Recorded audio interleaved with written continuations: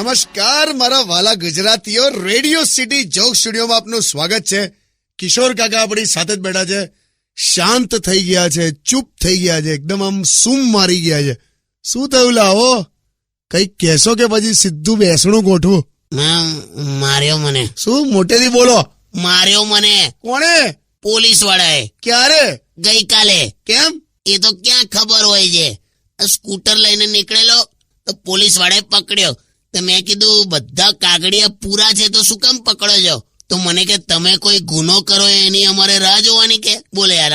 પછી મને એટલો બધો ગુસ્સો આવ્યો ને તો મેં ફોર્મમાં આવી ગયો. પણ કેવું પડે, મારો જે ગુસ્સો હતો ને એ એક જ મિનિટમાં એમણે શાંત કરી દીધો. અચ્છા, કઈ રીતે? જીભ દઈને દંડો મારી દીધો ને મને. દંડો માર્યો તમને? તારે દુખે છે?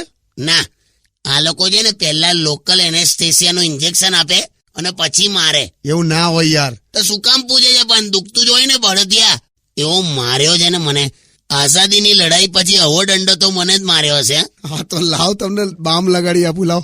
ના યાર, આ લોકો છે ને જ્યાં મારે છે ને ત્યાં બામ લગાડવા છે ને કોઈક ઘરનો માણસ જોઈએ કે પછી જાતે જ લગાડવો પડે. એટલે હું ઘરનો માણસ નથી એમ ને? એટલે તારે ટૂંકમાં મને અડવું જ છે એમ ને? એવું નથી કીધું મેં.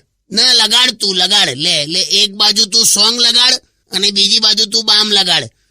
ઓ બાપુ, ઇન્કલાબ જિંદાબાદ. Only on